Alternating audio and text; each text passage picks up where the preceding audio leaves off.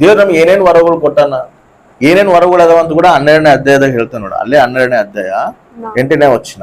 ಒಬ್ಬನಿಗೆ ಹಾ, ದೇವರಾತ್ಮನ ಮೂಲಕ ಜ್ಞಾನವಾಕ್ಯ ಏನಂತ? ಒಬ್ಬೊಬ್ಬರಿಗೆ ಏನೇನ್ ವರ ಕೊಟ್ಟಾನ? ಒಬ್ಬೊಬ್ಬನಿಗೆ ಜ್ಞಾನವಾಕ್ಯ ವರ ಕೊಟ್ಟನ, ಒಬ್ಬನಿಗೆ ಬೋಧಿಸುವಂತ ವರ ಕೊಟ್ಟನ, ವಿದ್ಯಾವಾಕ್ಯ ವರ ಕೊಟ್ಟ. ಅಂದ್ರೆ ಇಲ್ಲಿ ಆ ವರಗಳು ನೋಡಿ ಇದು ನನಗೆ ಹೆಚ್ಚಿನ ವರ ಕಡಿಮೆ ವರ ಅಂತ ನಾವು ಅನ್ಕೋಬಾರ್ದು. ಒಬ್ರು ಏನಂತಿರ್ತಾರೆ ಅಂದ್ರೆ ಅನ್ಯ ಭಾಷೆಗಳು ಮಾತಾಡಿಲ್ಲ ಅಂದ್ರೆ ನೀವು ಅನ್ಯ ಭಾಷೆ ಮಾತಾಡಿದ್ರೆ ನಿಮ್ಮಲ್ಲಿ ಭಕ್ತಿ ಇಲ್ಲ. ಅನ್ಯ ಭಾಷೆಗಳು ಮಾತಾಡ್ಬೇಕು, ಆ ವರ ಪಡ್ಕೋಬೇಕು ದೇವ್ರದಾಗ. ಹಂಗಾದ್ರೆ ನೀವು ಭಕ್ತಿನಲ್ಲಿ ನೀವು ಅಭಿವೃದ್ಧಿ ಹೊಂದಿರಂತ ಅರ್ಥ. ಇನ್ನ ಅನ್ಯ ಭಾಷೆಗಳು ನಿಮ್ಗೆ ಬಂದಿಲ್ಲ ಅಂದ್ರೆ ನೀವಿನ್ನ ಆತ್ಮೀಯ ಜೀವಿತದಲ್ಲಿ ನೀವಿನ್ನ ದೇವರಿಗೆ ಸನ್ನಿಹಿತರಾಗಿಲ್ಲ ಅಂತೇಳಿ ಹೇಳ್ತಿರ್ತಾರೆ. ಇಲ್ಲಿ ಪವಿತ್ರಾತ್ಮನ ಏನ್ ಮಾಡ್ತಾನ, ವರಗಳು ಒಬ್ಬೊಬ್ಬರಿಗೆ ಹಂಚ್ತದನ. ಒಬ್ಬರಿಗೆ ಅನ್ಯ ಭಾಷೆಗಳು ಮಾತಾಡುವಂತ ವರ ಐತಂದ್ರೆ ಇನ್ನೊಬ್ಬರಿಗೆ ವಿದ್ಯೆ ಜ್ಞಾನ ಇರುವಂತ ವರ ಐತೆ, ಇನ್ನೊಬ್ಬರಿಗೆ ನಾನಾ ರೋಗಗಳು ವಾಸಿ ಮಾಡುವಂತ ವರ ಐತೆ. ಹಂಗ ಒಬ್ಬೊಬ್ರಿಗೆ ಒಂದೊಂದು ವರಗಳು ದೇವ್ರು ಕೊಟ್ಟನ. ಯಾರಿಗೂ ಸುಮ್ಮನೆ ಕಲ್ಸಿರಲ್ಲ ಅಂತ ದೇವ್ರು. ಪ್ರತಿಯೊಬ್ಬರು ಒಂದು ತಲಾಂತ ಇಟ್ಟೆ ಕಲ್ಸಿರ್ತಾನ. ಆಮೇಲೆ ನಾನು ವೇಸ್ಟ್ ದೇವಾ, ನಾನು ಯಾವ್ದು ಕೆಲ್ಸಕ್ಕೆ ಬರೋದಿಲ್ಲಪ್ಪ, ನಾನು ಯಾವ್ದಕ್ಕೆ ಉಪಯೋಗ ಬರೋದಿಲ್ಲಪ್ಪ ಅಂತೇಳಿ ನಾವು ಅನ್ಬಾರ್ದು.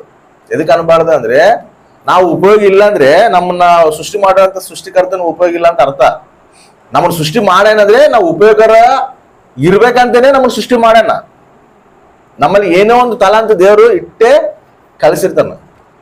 ಆ ತಲಾಂತ ಏನಂತೇಳಿ ನಾವು ದೇವ್ರ ಮುಂದೆ ಕುತ್ಕೊಂಡು ಪಡ್ಕೋಬೇಕು ಅದನ್ನ. ಆಮೇಲೆ ಅದು ಯಾವಾಗ ರಿವೀಲ್ ಆಗ್ತೈತೆ ಅಂದ್ರೆ, ಯಾವಾಗ ಅದು ನಮ್ಮಲ್ಲಿ ಹೊರಗೆ ಬರ್ತೈತೆ ಅಂದ್ರೆ ನಾವು ದೇವ್ರಿಗೆ ಸನ್ನಿಹಿತರ ಆದಾಗ, ದೇವ್ರಿಗೆ ಹತ್ರ ಆದಾಗ, ಆತನಲ್ಲಿ ಸಹವಾಸ ಮಾಡಿ ನಾವು ಪ್ರಯಾಣ ಮಾಡಿ ನಡೀತಿರುವಾಗ ಆ ಒಂದು ವರನ ನಮ್ಗೆ ಗೊತ್ತಿಲ್ಲದೇನೆ ದೇವ್ರು ಹೊರಗೆ ತರ್ತಾನ ಅದನ್ನ. ಆಮೇಲೆ ಅದನ್ನ ಫಸ್ಟ್ ಯಾರು ಗ್ರಹಿಸ್ತಾರ ಗೊತ್ತಾ? ಅಪೋಸಿಟ್ ಇರೋ ವ್ಯಕ್ತಿ ಗ್ರಹಿಸ್ತಾನ. ನಾವು ಬೈಬಲ್ ಓದ್ತಿರ್ತೀವಿ ಅನ್ಕೋ, ನೀನ್ ಬೈಬಲ್ ಬಾರಿ ಚೆನ್ನಾಗಿ ಓದ್ತೀವಿ ನೋಡಮ್ಮ ಅಂತ ಹೇಳ್ತಾರ. ಆ ವರನ ಇನ್ನೊಬ್ರು ಫೈಂಡ್ ಔಟ್ ಮಾಡ್ತಾರ, ಅವಾಗ ಅದು ನಮ್ಗೆ ತಿಳಿಸ್ತಾನ ದೇವ್ರು. ವಾಕ್ಯ ಬೋಧಿಸ್ತಿರ್ತೀವಿ ಅಂದ್ರೆ ನೀವ್ ವಾಕ್ಯ ಚೆನ್ನಾಗಿ ಹೇಳ್ತೀವಿ, ವಾಕ್ಯ ಹೇಳೋದು ನನಗೆ ಅರ್ಥ ಆಗ್ತದೆ ನಮಗೆ ಅಂದ್ರೆ ದೇವ್ರು ನಮಗೆ ಕೊಟ್ಟಿರುವಂತ ಕೃಪೆ ಇದು. ಈ ವರ ನಮಗೆ ಕೊಟ್ಟನ, ನಮಗೆ ಗ್ರಹಿಸ್ಬೇಕು. ಹೋಗ್ರ ದೇವ್ರು ನನಗೆ ಇದು ಕೊಟ್ಟನ, ಇದ್ರಾಗ ಇನ್ನ ನಾನು ಬಲ ಹೊಂದಬೇಕು, ಇನ್ನ ನಾನು ಇದನ್ನ ಭಕ್ತಿ ಸಾಧನೆ ಮಾಡಬೇಕು, ದೇವ ನಾನು ಇನ್ನ ಬಲಪಡಿಸಿದ್ರಾಗ ಅಂತ ಹೇಳಿ ಕುತ್ಕೊಂಡು ನಾವು ಕೇಳ್ಬೇಕು. ಹಂಗ ಪ್ರತಿಯೊಬ್ಬರಿಗೆ ಒಂದೊಂದು ವರ ಕೊಟ್ಟಿರ್ತಾನ. ಏನ್ ವರಗಳು ಕೊಟ್ಟನಪ್ಪ ಅಂತ ಹೇಳಿದ್ರೆ ಜ್ಞಾನವಾಕ್ಯವು. ಜ್ಞಾನವಾಕ್ಯವು ಅಂದ್ರೇನು? ಜ್ಞಾನ ಅಂದ್ರೇನು? ಇವಾಗ ಸಾಮಾನ್ಯವಾಗಿರುವಂತ ಜ್ಞಾನ ಅಲ್ಲ, ಇವಾಗ ಸಹಜವಾಗಿ ಎಲ್ಲರಿಗೂ ಜ್ಞಾನ ಇರ್ತೈತೆ.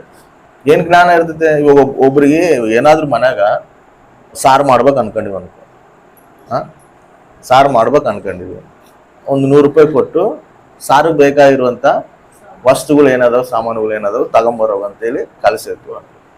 ಇವಾಗ ನಮಗೆ ಗೊತ್ತು ಸಾರು ಹೆಂಗ್ ಮಾಡ್ಬೇಕು ಅನ್ನೋದು ನಮಗೆ ಗೊತ್ತು. ಅದಕ್ಕೆ ಬೇಳೆ ಬೇಕು, ಹಸಿಮೆಣಸಿನ್ಕಾಯಿಗಳು ಬೇಕು, ಖಾರ ಪುಡಿ ಬೇಕು, ಇವೆಲ್ಲ ಏನೇನು ಬೇಕಾಗಿರ್ತಾವಲ್ಲ, ಟಮಟೆ ಹಣ್ಣು ಬೇಕು, ಇವೆಲ್ಲ 100 ರೂಪಾಯಿನಾಗ ನಾವು ತರಬಹುದು. ನಾವು ಅಂದ್ರೆ ಇವಾಗ ನಾವು ಸಾರು ಮಾಡಕ 100 ರೂಪಾಯಿ ಐತಿ, ಹೋಗಿ ನಾನು ಸಾಮಾನುಗಳು ತಗೊಂಬರ್ಬೇಕಂತೇಳಿ ಹೋಗಿ 100 ರೂಪಾಯಿ ಕೊಟ್ಟು ಬರೀ ಬ್ಯಾಳನ್ನು ತಗೊಂಬರ್ತೀರಾ? ಇದಕ್ಕೆ ಬ್ಯಾಳೆ ತಗೊಂಬಂದ್ರೆ ಸಾರು ಆಗೋದಿಲ್ಲ. ಅದೇ ಸಾರಿಗೆ ಬೇಕಾಗಿರೋದು ಏನೇನು, ಆ ಬ್ಯಾಳೆ ಇಷ್ಟು, 10 ರೂಪಾಯಿಗೆ ಟೊಮೊಟೊ ಹಣ್ಣು ಇಷ್ಟು, ಎಲ್ಲ ಕಲಿತು 100 ರೂಪಾಯಿಗೆ ವ್ಯಾಪಾರ ಮಾಡ್ಕೊಂಡು ಆ ತಗೊಂಬಂದು ನಾವು ಮಾಡ್ಕೊಂತೀವಿ. ಇದು ಜ್ಞಾನ ಇದೆ, ಎಲ್ಲರಿಗೂ ಗೊತ್ತಾ ಇಲ್ಲ? ಇದು ಸಹಜವಾಗಿ ಬರುವಂತ ಜ್ಞಾನ ಇದು, ಹೌದಾ ಇಲ್ಲ? ಮಾರ್ಕೆಟ್ಗೆ ಹೋಗಿ ಟೊಮೊಟೊ ಹಣ್ಣು ನಮ್ಮ ಮನೆಗೆ ಬೇಕಂತ ಹೇಳಿ 100 ರೂಪಾಯಿ ಬಾಕ್ಸ್ ಅಂತ ಹೇಳಿದ್ರೆ 500 ರೂಪಾಯಿ 5 ಬಾಕ್ಸ್ ಎತ್ಕೊಂಡ್ ಬರ್ತೀವ? ಎದಕ್ಕ? ಚೀಪ್ ರೇಟ್ನಾಗ ಐತಲ್ಲ, ತಗೊಬರ್ಬೋದಲ್ಲ. ತಗೊಂಬಂದ್ರು ಕೂಡ ಅದು ವೇಸ್ಟ್ ಆಗುತ್ತೆ, ಇರೋದಿಲ್ಲ. ಒಂದು ಬಾಕ್ಸ್ ಕಂಪ್ಲೀಟ್ ಆಗೋ ಒಳಗ ಹೋಗ್ತದೆ ಮನೆಗೆ ಯೂಸ್ ಮಾಡಿದ್ರೆ, ಹೌದಾ ಇಲ್ಲ? ಆದ್ರೆ ಅದು ಕೂಡ ಸಹಜವಾಗಿ ಬರುವಂತ ಜ್ಞಾನ. ಈ ಸಹಜವಾದ ಜ್ಞಾನ ಅಲ್ಲ ಇದು. ಏನೇ ಪ್ರಾಬ್ಲಮ್ ಬರಲಿ, ಏನೇ ಸಮಸ್ಯೆ ಬರಲಿ, ಆ ಪ್ರಾಬ್ಲಮ್ನ, ಆ ಸಮಸ್ಯೆನ ನಾವು ಹೆಂಗ ಆ ಪ್ರಾಬ್ಲಮ್ನಿಂದ ಹೊರಗೆ ಬರ್ಬೇಕು, ಅದನ್ನ ಹೆಂಗ್ ಸಾಲ್ವ್ ಮಾಡ್ಕೋಬೇಕು ಅನ್ನೋದು ಕೂಡ ನಮಗೆ ಜ್ಞಾನ ಕೊಡ್ತಾನ ದೇವ್ರು. ಇದು ವಾಕ್ಯ ಜ್ಞಾನ, ದೈವಿಕ ಜ್ಞಾನ. ಅದಕ್ಕೆ ಯಾಕೋಬು ಕೂಡ ಯಾಕೋ ಪತ್ರಿಕೆ ಒಂದು ಮಾತು ಹೇಳ್ತಾನ, ಜ್ಞಾನ ಇಲ್ದವರು ಜ್ಞಾನ ಕೇಳ್ರಿ, ದೇವ್ರ ಜ್ಞಾನ ಕೊಡ್ತಾನ. ಎದಕ್ಕಂದ್ರೆ ಅಪವಾದಿ ಏನ್ ಮಾಡ್ತಾನಂದ್ರೆ ಅನೇಕ ಸಮಸ್ಯೆಗಳು ತಗೊಂಬಂದು ನಮ್ಮ ಮುಂದೆ ಹಾಕ್ತಾನ. ಆಗ್ದಾಗ ಆ ಸಮಸ್ಯೆಗಳು ಯಾವ್ದ್ರಿಂದ ಬಂದವ? ಅಪವಾದಿ ತಂದು ನಮ್ಮ ಮುಂದೆ ಸಮಸ್ಯೆ ಹಾಕಿರವ, ಇಲ್ಲ ದೇವ್ರು ನಮ್ಮನ್ನ ಪರೀಕ್ಷಿಸಕ ಇದು ನಡೆಸ್ತದನ, ಇವೆಲ್ಲ ತಿಳ್ಕೊಬೇಕಂದ್ರೆ ಏನ್ ಬೇಕು? ವಾಕ್ಯ ಜ್ಞಾನ ಬೇಕು. ಇದು ಕೂಡ ಒಂದು ವರ. ಅದಕ್ಕೆ ಕೆಲವೊಬ್ರಿಗೆ ಏನ್ ಮಾಡ್ತಾರೆ ಗೊತ್ತಾ, ಮನೆಗೆ ಏನೇನು ಸಮಸ್ಯೆಗಳು ಅದು ಸಮಸ್ಯೆ ಅರ್ಥ ಆಗೋದಿಲ್ಲ, ಟೆನ್ಷನ್ ಬೀಳ್ತಿರ್ತಾರ, ಗಾಬರಿ ಬೀಳ್ತಿರ್ತಾರ. ನನಗೆ ಸಾಕಾಗ್ಬಿಟ್ಟದೆ ಜೀವನ ಎದಕ್ಕೆ ಅನ್ಕಂತಿರ್ತಾರೆ ಹೇಳ? ಆ ಪ್ರಾಬ್ಲಮ್ನ ಹೆಂಗ್ ಸಾಲ್ವ್ ಮಾಡ್ಕೋಬೇಕು, ಇದು ಎದಕ್ ಪ್ರಾಬ್ಲಮ್ ಬಂದೈತೆ ಅನ್ನೋದು ಅವರಿಗೆ ಆ ಅವಗಾಹನ ಇರೋದಿಲ್ಲ. ಎದಕ್ಕಿಲ್ಲ ಅಂದ್ರೆ ಅವರಿಗೆ ಆ ವಾಕ್ಯ ಜ್ಞಾನ ಇಲ್ಲ, ದೈವಿಕ ಜ್ಞಾನ ಇಲ್ಲ. ಆ ಜ್ಞಾನ ನಾವು ಪಡ್ಕೋಬೇಕು, ಆ ಜ್ಞಾನ ನಾವು ಕೇಳ್ಬೇಕು ದೇವರಿಗೆ. ಜ್ಞಾನಗ ವಿವೇಚನೆ ಏನ್ ಡಿಫ್ರೆನ್ಸ್ ಐತೆ ಹೇಳ್ರಿ? ಜ್ಞಾನ ಅಂದ್ರೆ ಏನು, ವಿವೇಚನೆ ಅಂದ್ರೆ ಏನು? ಅಂದ್ರೆ ಇವಾಗೇ ನಾವು ಹೇಳಿದೆ ನಾನು ಏನಂತ, ಒಂದು ಪ್ರಾಬ್ಲಮ್ ನಮ್ಮ ಮನೆಗೆ ಬಂದೈತೆ ಅನ್ಕೋ, ನಮ್ಮ ಮನ್ಯಾಗ ಒಂದು ಪ್ರಾಬ್ಲಮ್ ಬಂದೈತೆ. ಆ ಪ್ರಾಬ್ಲಮ್ ಬಂದಾಗ ಇದು ಸಾತನ್ ತಂದಿಟ್ಟನ, ಸಾತನ್ ನಮ್ಗೆ ಶೋಧಿಸ್ತದನ, ಇಲ್ಲ ದೇವ್ರು ನಮ್ಮನ್ನು ಪರೀಕ್ಷಿಸ್ತದನ ಅನ್ನೋದನ್ನ ಆತ್ಮ ಸಂಬಂಧವಾಗಿ ತಿಳ್ಕೊಳ್ಳೋದೇ ವಿವೇಚನೆ. ಅದು ಕೂಡ ಜ್ಞಾನ ಇರ್ಬೇಕು. ಅದಕ್ಕೆ ನಾವು ವಿವೇಚನೆ ಬೇಕಂತ ಕೂಡ ದೇವ್ರನ್ನ ಕೇಳಬೇಕು. ದೇವ ನನಗೆ ವಿವೇಚನೆ ಕೊಡು, ಜ್ಞಾನ ಕೊಡು. ಅದಕ್ಕೆ ಯಾಕೋಬ ಹೇಳೋದು, ಜ್ಞಾನ ಇರೋದರಿಗೆ ನಾವು ಜ್ಞಾನ ಕೇಳಿ ಪಡ್ಕೋಬೇಕಂತ. ಸಾತನ್ ಎಲ್ಲಿ ಕುಯುಕ್ತಿಗಳು ಮಾಡ್ತಾನೆ, ಎಲ್ಲಿ ಕುತಂತ್ರಗಳು ಮಾಡ್ತಾನೆ, ಅದನ್ನ ನಾವು ತಿಳ್ಕೋಬೇಕು. ಆ ಒಂದು ಜ್ಞಾನ ವಿವೇಚನೆ ನಾವು ಸಂಪಾದಿಸ್ಕೋಬೇಕು. ಅದಕ್ಕೆ ಪೌಲ್ ಒಂದು ಮಾತು ಹೇಳ್ತಾನ, ಏನಂತ ಹೇಳ್ತಾನೆ ಗೊತ್ತಾ? ಸಾತನು ಮಾಡುವಂತ ಕುಯುಕ್ತಿಗಳು ನಮ್ಗೆ ಎಲ್ಲರಿಗೂ ಗೊತ್ತಿದವಲ್ಲ, ನಾವು ತಿಳ್ಕೊಂಡಿವಲ್ಲ ಅಂತ ಹೇಳ್ತಾನ. ಎಲ್ಲೆಲ್ಲಿ ಕುಯುಕ್ತಿಗಳು ಮಾಡ್ತಾನ, ಎಲ್ಲೆಲ್ಲಿ ಅವನು ದಾರಿಗಳು ಮಾಡ್ತಾನ ಅನ್ನೋದು ತಿಳ್ಕೊಳಂತ ವಿವೇಚನೆ ನಮ್ಮಲ್ಲಿ ಇರಬೇಕು. ಜ್ಞಾನ ಅಂದ್ರೆ ಏನು?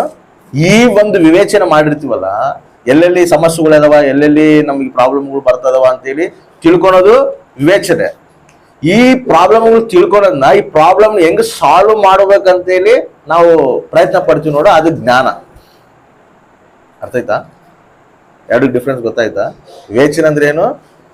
ಎಲ್ಲಿ ಯಾವ ಪ್ರಾಬ್ಲಮ್ ಹೆಂಗ್ ಬರಕತ್ತೈತೆ, ಈ ಸಮಸ್ಯೆಗೆ ಇಂದಿನ ಅರ್ಥ ಏನು, ಯಾವ್ದಕ್ಕೆ ಸಮಸ್ಯೆ ಬರಕತ್ತೆ, ಸಾತಂತ ಸಮಸ್ಯೆ ತರ್ತಾನ, ಇಲ್ಲ ದೇವ್ರು ಪರೀಕ್ಷಿಸ್ತಾನ, ಏನಿದು ಅನ್ನೋದು ತಿಳ್ಕೊಳ್ಳೋದು ವಿವೇಚನೆ. ಈ ಪರಿಶೀಲನೆ ಮಾಡಿ ಈ ಪ್ರಾಬ್ಲಮ್ ಹೆಂಗ್ ಸಾಲ್ವ್ ಮಾಡ್ಬೇಕು, ಆತ್ಮ ಸಂಬಂಧವಾಗಿ, ದೈವಿಕ ಸಂಬಂಧವಾಗಿ ಹೆಂಗ್ ನಾನು ಇದನ್ನ ಪ್ರಾಬ್ಲಮ್ ಸಾಲ್ವ್ ಮಾಡ್ಕೋಬೇಕು. ಒಂದು ಸಮಸ್ಯೆ ಬಂದಾಗ ನಾನು ಮೌನ ವಹಿಸ್ಬೇಕು, ನಾನು ಮೌನವಾಗಿರ್ಬೇಕು, ಇದು ಪ್ರಾರ್ಥನೆಯಿಂದ ಎದುರಿಸ್ಬೇಕು, ಇದು ನಾನು ಯಾವ ಸಮಯದಲ್ಲಿ ನಾನು ಮೌನವಾಗಿರ್ಬೇಕು, ಯಾವ ಸಮಯದಲ್ಲಿ ನಾನು ಮಾತಾಡ್ಬೇಕು, ಯಾವ ಸಮಯದಲ್ಲಿ ನಾನು ಪ್ರಾರ್ಥನೆಯಿಂದ ನಾನು ಹೋರಾಡ್ಬೇಕು, ಇವನ್ ಹೆಂಗ ನಾವು ಗೆಲ್ಲಬೇಕು ಅನ್ನೋದ್ರ ಜ್ಞಾನ. ಆಮೇನ್. ಅದಕ್ಕೆ ಹೇಳ್ತಾನೆ, ಆ ಜ್ಞಾನ ನಮಗೆ ಕೇಳ್ರಿ, ದೇವ್ರಿಗೆ ಕೇಳ್ರಿ. ಉದಾರ ಮನಸ್ಸಿಂದ ಕೊಡಕ್ ಸಿದ್ಧನಾಗನ. ದೇವರೇ ಸಿದ್ಧರಾಗಿದ್ದಾಗ ನಾವು ಅದನ್ನ ಕೇಳಿ ಪಡ್ಕೋಬಹುದು.